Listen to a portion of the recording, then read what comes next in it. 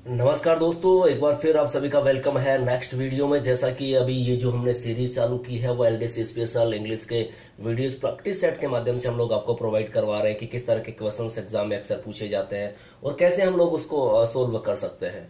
So I hope ये videos आपके लिए मददगार साबित होंगे। अगर ऐसा होता है तो आप इसे लाइक करना ना भूलें, शेयर करना ना भूलें अपने फ्रेंड्स के साथ, ताकि ज्यादा से ज्यादा स्टूडेंट इसका लाभ उठा सके। और ज्यादा से ज्यादा हमारी वीडियोस के अपडेट का लाभ उठाने के लिए हमारे यूट्यूब चैनल GDPL को सब्सक्राइब करना ना भूलें। गाइज, आप लोगों के बार बार सवाल यही आ रहे हैं कि ये वाला टॉपिक मोस्टली टॉपिक हम लोग आपको ऑलरेडी प्रोवाइड करवा चुके हैं। तो प्लीज आप जब उसकी लिस्ट देखेंगे तो आपको वहां पर हमारे ग्रामर से रिलेटेड जो भी टॉपिक्स है मोस्टली आपको मिल जाएंगे, और जो नहीं है वो जल्दी आपको प्रोवाइड करवा दिए जाएंगे। तो इसी उम्मीद के साथ कि टॉपिक आपके एग्जाम्स के लिए फायदेमंद होगा। इसी कड़ी में पिछली बार कुछ क्वेश्चंस किए थे हमने, जिसमें नरेशन को लेकर के किस तरह के सवाल पूछे जाते हैं, और उसी कड़ी में हम आगे बढ़ रहे हैं। तो देखते हैं आज का जो नेक्स्ट है उस वीडियो की आगे कड़ी को बढ़ाते हैं। Officer said to his soldier. देखिएगा, सबसे पहले officer said to his soldiers move. ये वाक्य भी हमारा क्या डायरेक्ट है और इसका इनडायरेक्ट स्पीच करना है। सो दैट हमें करेंगे कैसे। सबसे पहली बात ये होती है गाइस, लास्ट वीडियो में हमने भी इसके बारे में डिस्कस किया था। फर्स्ट ऑफ ऑल हमें जो रिकॉग्नाइज करना हुई है, पहली बात तो ये वाला जो पार्ट है वो आरवी कहलाता है, और इन्वर्टेड कोमा के जो अंदर है वो पार्ट क्या कहलाता है, RS कहलाता है। ये बात हमें माइंड में करनी है। आप देखिएगा यहाँ पर सेंटेंस छोटा सा एकदम से हमें कई बार हमारे को ऐसा लगता है कि पता नहीं किस तरह का सवाल होगा। टू बी क्लियर, सो हमें करना क्या है उस पर फोकस कीजिएगा।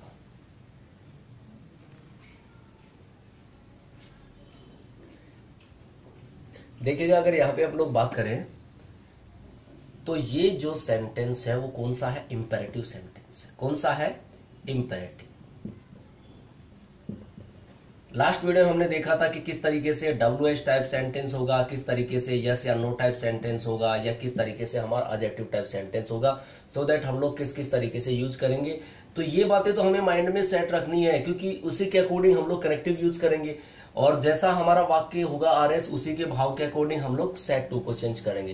तो ये बातें तो हमें माइंड में सेट करके रखनी है। आप देखिएगा वाक्य कैसे इंपेरेटिव है, और यहां पर देखिएगा officer said to his soldiers. Officer ने किसको कहा, अपने सैनिकों को। तो देखिएगा, जब भी कोई बड़ा अधिकारी या कोई भी अधिकारी अपने अधीनस्थ कर्मचारियों को कभी भी कोई बात कहता है तो वो मोस्टली किस में आती है, ऑर्डर में मानी जाती है।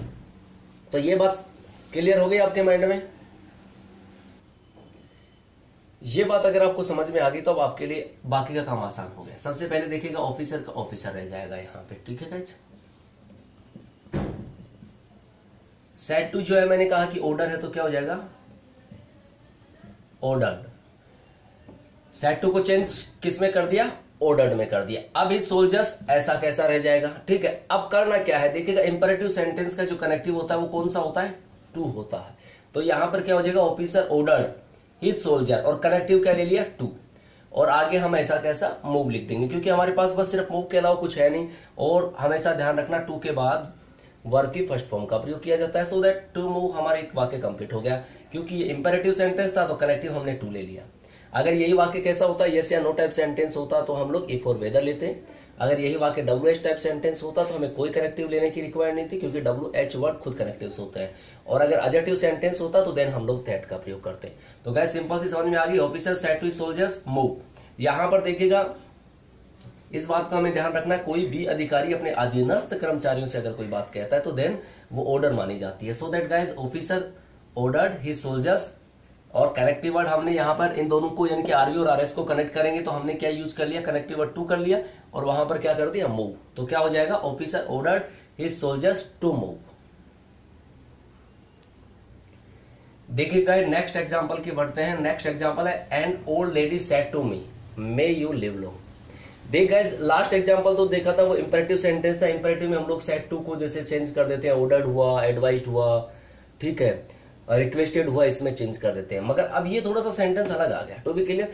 अब ये वाला जो सेंटेंस है इसको ऑप्टेटिव के नाम से जानते हैं, यानी कि कहने का मतलब हमारा ऑप्टेटिव सेंटेंस है। तो ऑप्टेटिव सेंटेंस में क्या होता है, पहली बात तो हमें सब सेंटेंस में हमारा मोस्टली ये RV और RS को रिकॉग्नाइज करना है, ठीक है। अब ऑप्टेटिव क्या बना है, ऑप्टेटिव, यानी कि ऑप्टेटिव किससे बना है, ऑप्शन। ऑप्शन का मतलब क्या हुआ, विश या desire. To be clear guys, अब हमारे मूड पे डिपेंडेंट कि हमारे डिजायर है कि हम किसी के लिए दुआएं करते हैं, किसी को अभिशाप देते हैं, यानी कि किसी के लिए बददुआएं करते हैं, या फिर किसी को आशीर्वाद देते हैं। ये तो सब चीजें हम पर डिपेंड करती है। अब देखिएगा भाव, मगर हमें अब सेंटेंस में क्या करना है भाई, आरएस को देखना है कि आरएस में क्या कर रखा है हमने, ठीक है। उसी के अकॉर्डिंग आरयू में जो सेट टू आएगा उसको चेंज करना है। ये बात हमें बिल्कुल माइंड में सेट रखनी है। टू बी क्लियर गाइस, तो अब देखते हैं। An old lady said to me, एक ओल्ड लेडी ने आप सेट टू मी, ठीक है, मे यू लिव लॉन्ग। तो फर्स्ट ऑफ ऑल हमें क्या याद रखना है कि आपकी उम्र लंबी हो, इसका भाव हमें समझ में आ गया। तो और वृद्ध औरत हमें कह रही, तो इसका मतलब हमें क्या दे रही है, बड़े बुजुर्ग क्या करते हैं, हमें आशीर्वाद देते हैं। टू बी क्लियर गाइस, सो सबसे पहले हमें क्या करना है, एन ओल्ड लेडी ऐसी कैसी रह जाएगी, ठीक है, इसमें कोई चेंज करने की रिक्वायर्ड नहीं है, ठीक है। इसको ऐसा कैसा रख दिया, एन ओल्ड लेडी, ये लो साहब हो गया। एन ओल्ड लेडी ऐसा कैसा हो गया हमारा। अब सेट टू को चेंज, आरएस में भाव है किसका, कि भाई मे यू लिव लॉन्ग, इसका मतलब सेट टू को किस में चेंज कर देंगे, ब्लेस्ड, ठीक है। और मी का मी, क्योंकि टू तो इनके साथ ही आता है, इनके साथ ही चला जाता है। पहले हमें सेंटेंस रिकॉग्नाइज करके रखना है। अब देखिएगा ये मी में, अब ये आरवी और ये आरएस, इनको कनेक्ट करना है। तो देखिएगा ये जो ऑप्टेटिव सेंटेंस होते हैं, इनका कनेक्टिव भी क्या होता है, दैट। कौन सा होता है, दैट। याद रखने वाली बात है। इंपेरेटिव में टू है, ठीक है। यस या नो टाइप सेंटेंसेज में इफ या वेदर के बारे में डिस्कस किया था। डब्ल्यू टाइप में खुद डब्ल्यू कनेक्टिव होते हैं। ये बातें हमें माइंड में सेट करके रखनी है, तभी जाके हम सही कर पाएंगे, अदरवाइज मिस्टेक हो जाएगी। ओके, अब आगे है, देखिएगा मैंने जो लास्ट वीडियो था उसमें इस बात के बारे में डिस्कस बताया था कि हम जब भी कनेक्टिव यूज करते हैं, आफ्टर देन जो सेंटेंस होता है वो एक तरीके से क्या हो जाता है, एडजेक्टिव हो जाता है, राइट गाइस।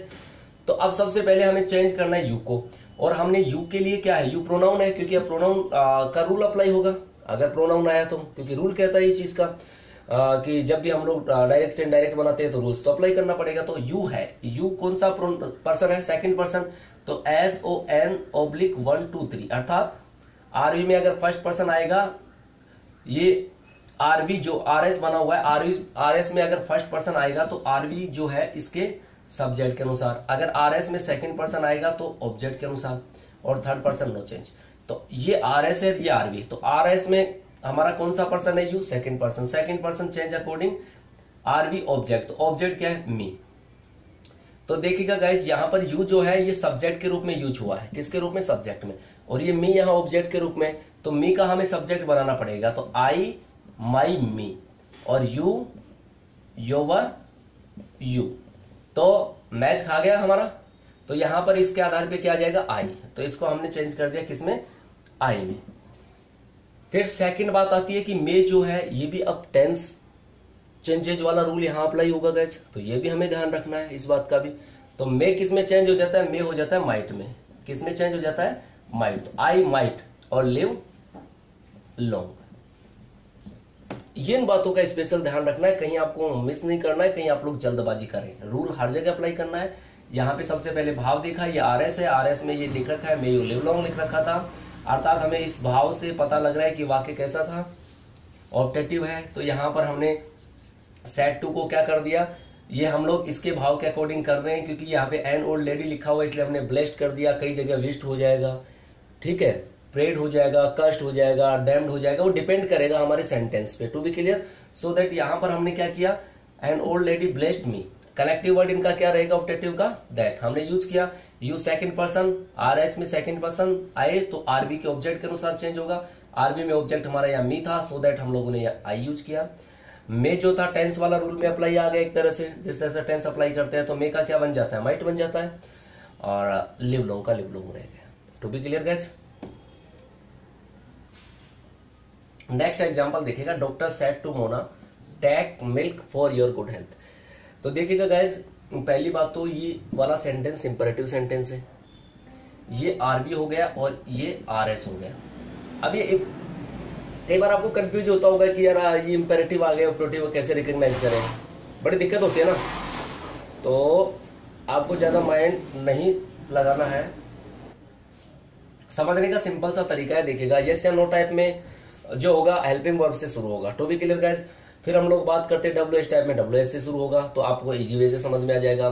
एडजेक्टिव सेंटेंस में आपको पता है सब्जेक्ट इत्यादि से शुरू होता है, और इंपेरेटिव सेंटेंस में या तो मुख्य क्रिया की फर्स्ट फॉर्म से प्रारंभ होगा, किससे होगा, एमवी फर्स्ट से, या फिर डॉट प्लस वर्ब की फर्स्ट से प्रारंभ होता है, सो दैट इजी वे इसको रिकॉग्नाइज करने का। टू बी क्लियर गाइस, तो बात करते हैं doctor said to Mona take milk for your good health, ये आरवी आर एस है। टू बी क्लियर, अब ये देखिएगा डॉक्टर कह रहा है और ये कह रहा है कि दूध ले लो अच्छे स्वास्थ्य के लिए, इट मीन्स ये क्या किसको इंडिकेट कर रहा है, एडवाइस को। तो डॉक्टर का डॉक्टर हो गया और सेड टू की जगह क्या कर देंगे, एडवाइज्ड कर देंगे, यानी कि सलाह दे रहा है, तो एडवाइज्ड हो गया, मोना का मोना रह गया। ओ टू बी क्लियर गाइस, अब मैंने कहा था कि इंपेरेटिव सेंटेंस का कनेक्टिव क्या रहेगा, टू, तो यहां पे आरबी और एलएस को जोड़ने के लिए क्या यूज कर देंगे, टू। टू के बाद में टेक मिल कैसा कैसा रह जाएगा, इनमें चेंज नहीं करेंगे। फॉर, अब योवर, योवर कौन सा पर्सन है, second person change according, object, object क्या है, मोना, तो योवर कौन सा रूप है, यू का सेकंड रूप है, तो मोना के लिए हम लोग क्या यूज करेंगे, सी, तो सी का सेकंड रूप क्या होगा, हर, तो यहां पे क्या हो जाएगा, for her good health. To be clear guys, I hope यहाँ एग्जाम्पल कम हो पा रहे हैं क्योंकि हम शॉर्ट वीडियोस बनाते हैं, मगर आई होप ये कि जो मैं आपको एग्जाम्पल समझा रहा हूँ इसके माध्यम से आपको बहुत अच्छे से समझ में आ रहा होगा, और आई होप कि आप लोग इजी वे से इस टॉपिक को क्लियर कर पाएंगे। नेक्स्ट वीडियो में फिर एलडीसी से संबंधित कुछ प्रैक्टिस सेट के साथ कि नेक्स्ट टॉपिक के साथ में, कुछ रिमेनिंग एग्जाम्पल्स के साथ में और कुछ नए एग्जाम्पल्स के साथ में जो अदर टॉपिक से रिलेटेड हैं को लेकर हम लोग कंटिन्यू रखेंगे। सो आप हमारी वीडियोस देखते रहिएगा और ज्यादा से ज्यादा वीडियोस के अपडेट का लाभ उठाने के लिए हमारे चैनल JDBL को सब्सक्राइब करना ना भूलें। तो जुड़े रहिएगा लगातार हमारे इस वीडियोस की सीरीज को देखने के लिए। Thank you for watching this video.